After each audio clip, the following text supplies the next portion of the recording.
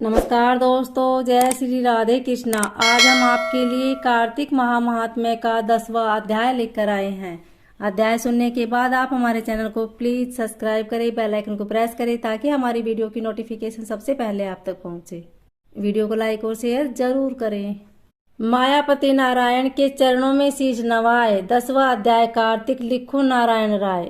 राजा पृथु बोले, हे श्रेष्ठ नारद जी, आपको प्रणाम है। कृपया अब यह बताने की कृपा कीजिए कि जब भगवान शंकर ने अपने मस्तक के तेज को क्षीर सागर में डाला तो उस समय क्या हुआ।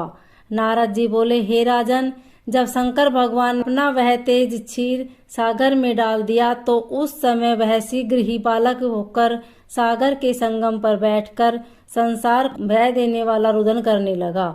उसके रुदन से संपूर्ण जगत व्याकुल हो उठा, लोकपाल भी व्याकुल हो गए, चराचर चलायमान हो गया। शंकर सुवन के रुदन से संपूर्ण ब्रह्मांड व्याकुल हो गया। यह देखकर सभी देवता और ऋषि मुनि व्याकुल होकर ब्रह्मा जी की शरण में गए और उन्हें प्रणाम किया कि प्रणाम कर उनकी स्तुति करने लगे।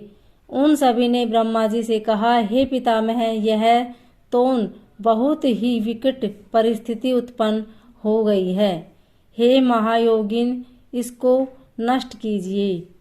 देवताओं के मुख से इस प्रकार सुनकर ब्रह्मा जी सत्यलोक से उतरकर उस बालक को देखने के लिए सागर तट पर आए। सागर ने ब्रह्मा जी को आता देखकर उन्हें प्रणाम किया और बालक को उठाकर उनकी गोद में दे दिया। आश्चर्यचकित होते हुए ब्रह्मा जी ने पूछा, हे सागर, यह बालक किसका है? शीघ्रता पूर्वक कहो। सागर विनम्रता पूर्वक बोला, प्रभु, यह तो मुझे ज्ञात नहीं है, परंतु मैं इतना अवश्य जानता हूँ कि यह गंगा सागर के संगम पर प्रकट हुआ है। इसलिए हे जगत गुरु, आप इस बालक का जात कर्म आदि संस्कार करके इसका जातक फल बताइए। नारद जी राजा पृथु से बोले, सागर ब्रह्मा जी के गले में हाथ डालकर बार बार उनका आकर्षण कर रहा था। फिर तो उसने ब्रह्मा जी का गला इतनी जोर से पकड़ा कि उससे पीड़ित होकर ब्रह्मा जी की आंखों में आंसू टपकने लगे। ब्रह्मा जी ने अपने दोनों जोर लगाकर किसी प्रकार सागर से अपना गला छुड़वाया और सागर से कहा, हे सागर, सुनो, मैं तुम्हारे इस पुत्र का जातक फल कहता हूँ।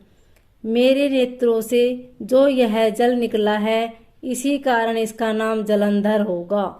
उत्पन्न होते ही यह तरुणावस्था को प्राप्त हो गया है, इसलिए यह सब शास्त्रों का पारगामी, महापराक्रमी, महावीर, बलशाली, महायोद्धा और रण में विजय प्राप्त करने वाला होगा।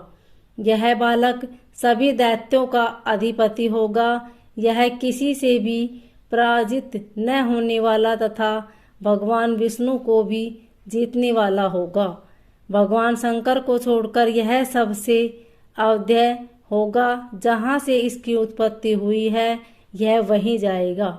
इसकी पत्नी बड़ी पतिव्रता, सौभाग्यशाली, सर्वांग सुंदरी, परम मनोहर, मधुर वाणी बोलने वाली लीलवान होगी। सागर से इस प्रकार कहकर ब्रह्मा जी ने शुक्राचार्य को बुलवाया और उनके हाथों से बालक का राज्याभिषेक कराकर स्वयं अंतर्ध्यान हो गए। बालक को देखकर सागर की प्रसन्नता की सीमा न रही।